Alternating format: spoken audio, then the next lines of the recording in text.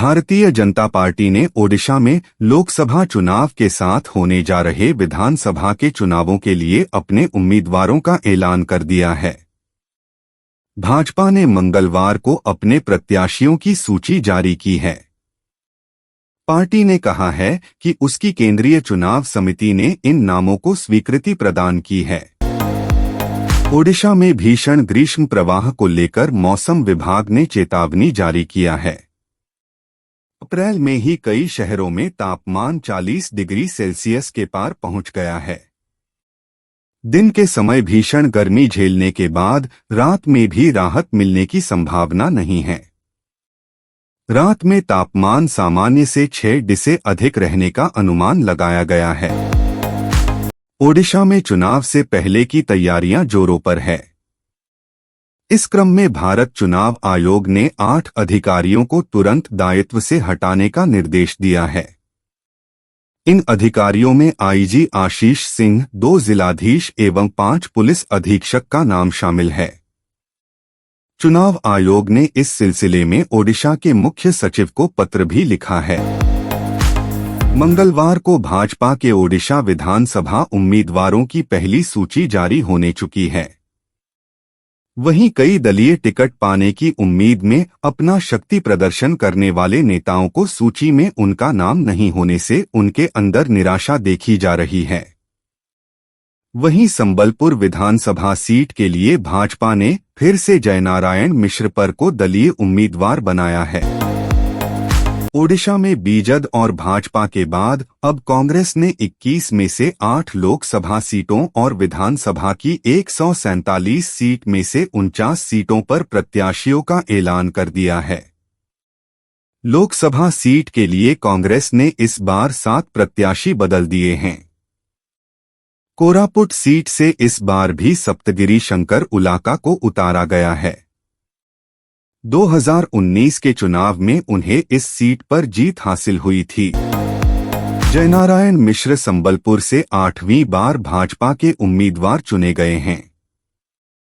संबलपुर विधानसभा seat के लिए भाजपा ने एक बार फिर से उन पर अपना भरोसा जताया। छात्र जीवन से भाजपा में शामिल जयनारायण मिश्र को पहली बार वर्ष 1990 में दलीय उम्मीदवार बनाया गया था। 1990 और 1995 में दुर्गाशंकर पटनायक से हार का सामना करना पड़ा था। 2000 के बाद से अब तक उनका पलड़ा भारी है। लोकसभा चुनावों से पहले चुनाव आयोग जिले के डीएम और पुलिस अधिकारियों का तबादला कर रहा है।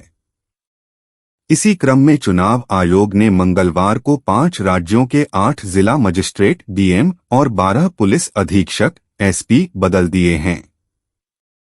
चुनाव आयोग ने प्रक्रिया के तहत 5 राज्यों असम, बिहार, ओडिशा, झारखंड और आंध्र प्रदेश में 8 जिला मजिस्ट्रेट, डीएम और 12 पुलिस अधीक्षक, एसपी का स्थानांतरण किया है। ओडिशा में 4 चरणों में 13, 20, 25 मई और 1 जून को मतदान होगा। मतदान के दिन निर्वाचन क्षेत्र में सरकारी अवकाश घोषित किया गया है। राज्य में लोकसभा और विधानसभा चुनावों में लगे सरकारी कर्मचारियों को 1 दिन का विशेष अस्थायी अवकाश मिलेगा। इसके अलावा अपने मुख्यालय से दूर स्थानों पर मतदान करने जा रहे सरकारी कर्मचारियों को 2 दिन का विशेष अस्थायी अवकाश मिलेगा। लोकसभा चुनाव के दौरान किसी भी तरह की झूठी सूचनाओं और अफवाहों से निपटने के लिए चुनाव आयोग ने बड़ी पहल की है।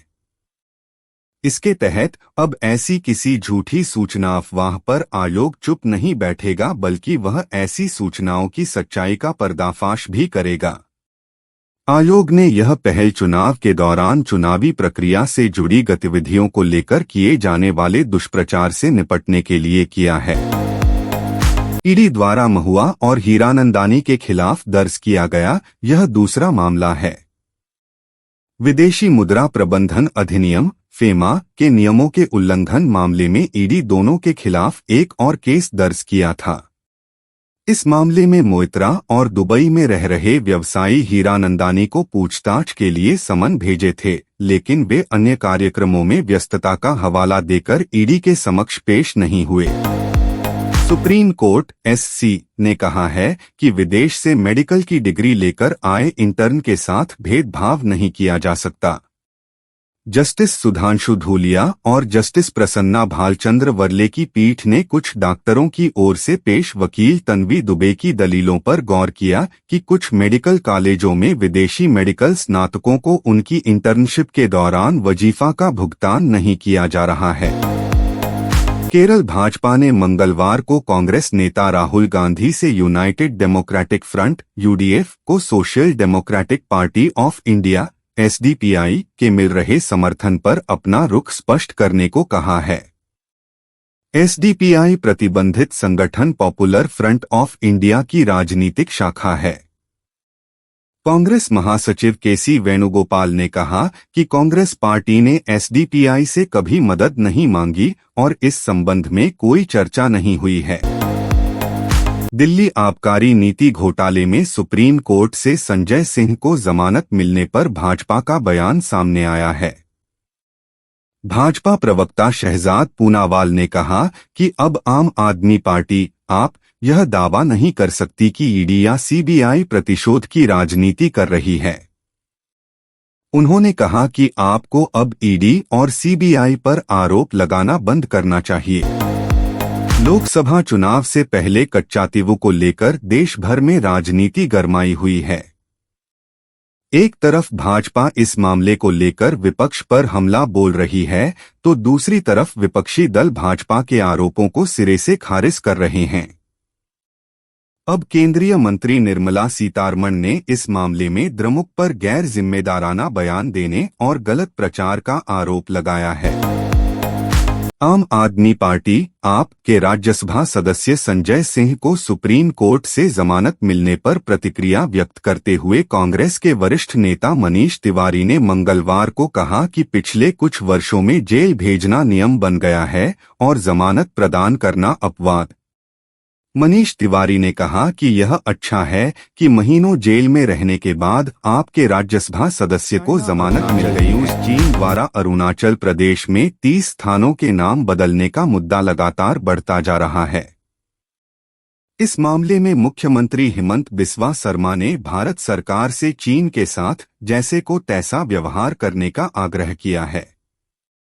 उन्होंने कहा है कि भारत सरकार को चीन के तिब्बती क्षेत्रों को 60 भौगोलिक नाम देने चाहिए। विदेश मंत्री एस जयशंकर ने कहा कि देशों को दूसरों के आंतरिक मामलों पर राजनीतिक बयान देने से बचना चाहिए और अगर कोई विदेशी देश भारत की आंतरिक राजनीति पर टिप्पणी करता है तो उसे करार जवाब मिलेगा। जयशंकर ने प्रवर्तन निदेशालय द्वारा दिल्ली के मुख्यमंत्री अरविंद केजरीवाल की गिरफ्तारी पर अमेरिका और जर्मनी के दूतों के साथ साथ संयुक्त राष्ट्र के बयानों पर भी आपत्ति है। लोकसभा चुनाव को लेकर पार्टियों के साथ साथ चुनाव आयोग भी तैयारियों में जुटी हुई है।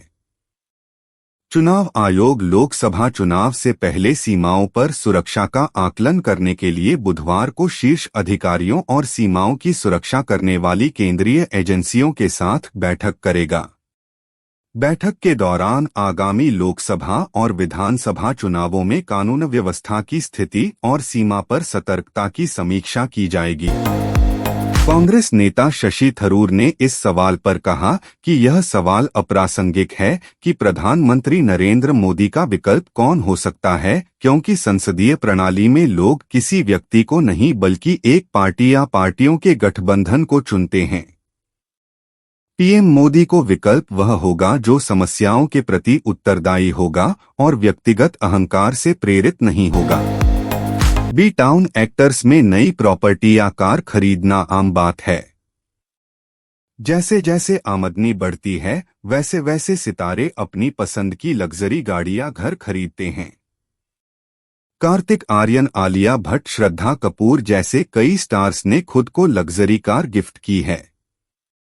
इस कड़ी में रणबीर का एक वीडियो सामने आया है जिसमें वो स्वैग से ब्रांड न्यू कार चलाते नजर आए। निर्देशक संजय लीला भंसाली की upcoming web series Heera Mandi को लेकर लंबे वक्त से चर्चाएं चल रही हैं। कुछ समय पहले हीरा मंडी का फर्स्ट लुक वीडियो आउट किया गया है। इस बीच अब मल्टीस्टारर इस सीरीज का दूसरा गाना तिलस्मी बाहें रिलीज कर दिया गया है। सोनाक्षी सिन्हा पर फिल्माए इस गाने ने आते ही सोशल मीडिया पर धमाल मचाना शुरू कर दिया है। रणदीप हुड्डा फिल्म इंडस्ट्री के वर्सटाइल एक्टर माने जाते हैं। उन्होंने अब तक जितनी भी फिल्में की हैं, उनमें अलग अलग परफॉर्मेंस से स्क्रीन और लोगों के दिलों में अपनी अलग छाप छोड़ी है। स्वातंत्र्य वीर सावरकर को लेकर चर्चा में रणदीप हुड्डा ने कभी सरबजीत फिल्म में काम किया था। इस मूवी के लिए एक भी अवार्ड न मिलने पर उन्होंने दुख जताया है। टेलीविजन इंडस्ट्री का फेमस शो रहा ये रिश्ता क्या कहलाता है लंबे समय से ऑडियंस के दिलों में छाया हुआ है। इस शो में 3 जनरेशन की स्टोरी दिखाई जा चुकी है और अब चौथी जनरेशन की कहानी शुरू हो चुकी है। ये रिश्ता क्या कहलाता है में दूसरे जनरेशन की स्टोरी में मोहिना कुमारी ने काम किया था। उन्होंने सीरियल में अहम रोल प्ले किया था। बिहार की लाडली मनीषा रानी ने इंडस्ट्री में अपने संघर्ष और व्यक्तित्व के दम पर एक अलग जगह बनाई है। सोशल मीडिया पर जब भी मनीषा रानी कोई वीडियो शेयर करती हैं, तो वह तुरंत ही वायरल हो जाता है। मनीषा रानी ने बीते साल ही कार खरीदी थी। अब कार के बाद एक्ट्रेस ने खुद की एक प्रॉपर्टी खरीदी है। शोएब इब्राहिम और दीपिका कक्कड़ टेलीविजन के सबसे लोकप्रिय कपल्स में से एक हैं। झलक दिखला जा 11 के फाइनलिस्ट रहे शोएब टीवी के साथ साथ अपने सोशल मीडिया के माध्यम से भी फैंस से जुड़े रहते हैं। हाल ही में शोएब ने बताया कि वह विदेश यात्रा करना क्यों पसंद नहीं करते हैं और किसकी वजह से वह उम्राह नहीं कर पा रहे हैं। Special OPS Disney plus Hotstar की सबसे सफल वेब सीरीज में से एक है।